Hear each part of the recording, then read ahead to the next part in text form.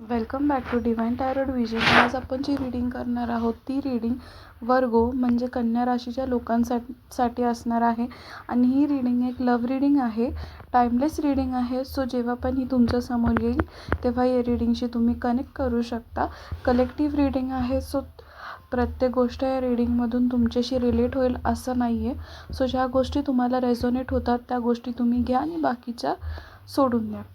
ज्या पण प्रॉब्लेम तुम्ही रिलेशनशिपमध्ये फेस करता तर तुम्ही एंजल्सकडे गायडन्स मागू शकता आणि जे काय तुमच्या पार्टनरचं नाव असेल ते तुम्ही 3 टाइम्स मनात बोलू शकता. आणि या व्हिडिओशी कनेक्ट होण्यासाठी या व्हिडिओला लाईक करा, सो दॅट तुमच्या एनर्जीज ज्या आहेत त्या या व्हिडिओला कनेक्ट होऊ शकतात. सो फर्स्ट थिंग मी ते एक गोष्ट बघू शकते की तुम्हाला तुमच्या रिलेशनशिपमध्ये पार्टनरकडून हवा तसा सपोर्ट भेटत नाही आहे. इमोशनल स्टेबिलिटीसुद्धा नाही आहे तुमच्या पार्टनरकडून तुम्हाला. पण तुम्हाला मला इथे एक गायडन्स द्यायचा की कोणावरतीसुद्धा तुम्ही डिपेंड नाही राहायला पाहिजेत. मग ती व्यक्ती तुमचा पार्टनर असो, फॅमिली मेंबर असो या फिर कोणी दुसरा असो, तुम्ही कोणावरतीच डिपेंड नाही राहिलं पाहिजे. सो इथे मी बघू शकते की तुम्हाला असं कधी कधी फील होतं की तुमचा पार्टनरने जितकं सपोर्ट केलं पाहिजे तितकं सपोर्टिव्ह तर नाही आहे आणि त्याचा सपोर्ट भेटत नाही आहे. त्यामुळे कधी कधी तुम्ही चुकीचे डिसिजन घेता लाईफमध्ये आणि खूप मोठ्या प्रॉब्लेममध्ये फसता. पण मला इथे एक सांगायचं आहे की जर समोरचा व्यक्ती तुम्हाला स्वतःहून त्या गोष्टी नोटीस करतो तर ठीक आहे. बट तुम्ही एखाद्या वेळेस डिस्कशन करून बघू शकता समोरच्या पर्सनसोबत. पण डिस्कस करून पण जर गोष्टी चेंज होत नसतील सो तुम्हाला एक्सपेक्टेशन्स ठेवायची काही गरज नाही आणि तुम्ही स्वतःचे डिसिजन जे आहेत ना ते स्वतः घ्यायला शिका. कोणावरती डिपेंड राहू नका, हे एंजल्स तुम्हाला सांगायचा प्रयत्न करत आहेत. जरी तुमचा पार्टनर तुम्हाला सपोर्ट करत नाही इमोशनली किंवा कोणत्याच बाबतीत, एंजल्स तुम्हाला सपोर्ट करत आहेत बट तुम्ही त्यांना इग्नोर करताय. सो तुम्ही त्या गोष्टींना इग्नोर करणं बंद करा, कारण एंजल्स तुमच्यासाठी प्रत्येक वेळेस उभे आहेत पण तुम्ही त्यांनाच इग्नोर करता. आणि ज्या व्यक्तीकडून एक्सपेक्टेशन्स ठेवले नाही पाहिजे तुम्ही त्या व्यक्तीकडून एक्सपेक्टेशन ठेवत आहात. सो हे चुकीचं आहे. सो ह्या गोष्टी इग्नोर करा.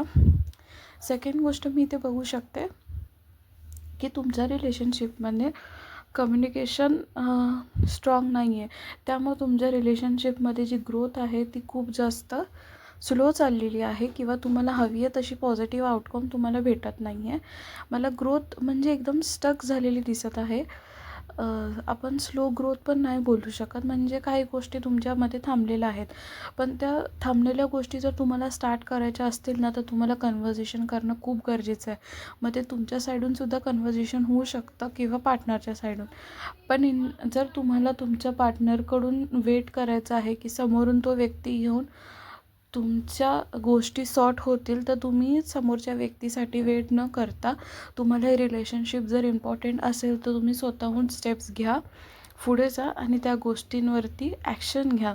तुम्ही स्वतः कन्व्हर्सेशन करा आणि ह्या रिलेशनशिपला नवीन सुरुवात द्या. कारण की मला इथे दिसत आहे की एक छोटी स्मॉल ग्रोथ होऊ शकते जर तुम्ही कन्व्हर्सेशन केलं. तुमच्या दोघांमध्ये कन्व्हर्सेशन केल्यानंतर खूप साऱ्या गोष्टी ज्या आहेत ते सॉर्ट होऊन जातील. पण त्यासाठी तुम्हाला स्वतःहून एक स्टेप घ्यायला लागेल. आणि एंजल्स तुम्हाला खूप जास्त सपोर्टिव्ह करत आहेत. जे पण हे रीडिंग बघत आहेत ते लोक ह्या सगळ्या गोष्टींवरती, स्पिरिच्युअल गोष्टींवरती, एंजल्सवरती खूप जास्त विश्वास ठेवतात. सो ते तुम्हाला सांगत आहेत तुम्ही कोणताही स्टेप घ्या लाईफमध्ये ते तुम्हाला सपोर्ट करायला नेहमी आहेत. सो तुम्हाला फक्त ॲक्शन्स घ्यायचे आहेत. थर्ड थिंग मी इथे बघू शकते आणि इथे मी अजून एक गोष्ट बघू शकते ती म्हणजे की तुम्ही तुमच्या पार्टनरकडून एक्सपेक्टेशन जे आहेत ते सोडून दिलेले आहेत. म्हणजे असं खूप टाईम व्हायचं की तुम्ही त्या व्यक्तीसाठी वेट करायचा, मेसेजसाठी, कॉलसाठी, भेटण्यासाठी, सगळ्या गोष्टींसाठी तुम्हालाच खूप जास्त वेट करावं लागत होतं. तर तुम्ही आता ना त्या सगळ्या गोष्टी थांबवलेल्या आहेत तुमच्या साईडून. तुम्ही ना त्या व्यक्तीचं वेट करत आहात ना तुम्ही स्वतः मेसेज करत आहात. जसं समोरचा व्यक्ती तुमच्याशी वागत आहे तसं सेम तुम्ही इन रिटर्न तुम्ही त्याला तसं ट्रीट करत आहात तुमच्या लाईफमध्ये. आणि चांगली गोष्ट आहे की तुम्ही त्याला तसं ट्रीट करत आहात.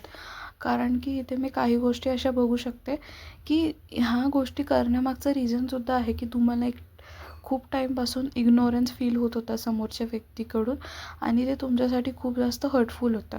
जर तुम्हालाच प्रत्येक वेळेस वेट करावा लागत असेल समोरच्या पर्सनचा आणि समोरच्या पर्सनला जेव्हा पण आपली गरज असते तेव्हा आपण इझिली अवेलेबल राहिलो ना, तर काही गोष्टी खराब होतात. जर वेळेतच त्या गोष्टींना आपण सांभाळलं नाही व्यवस्थित तर. आणि काही लोकं फॉर ग्रँटेड पण घ्यायला चालू होतात रिलेशनशिपला.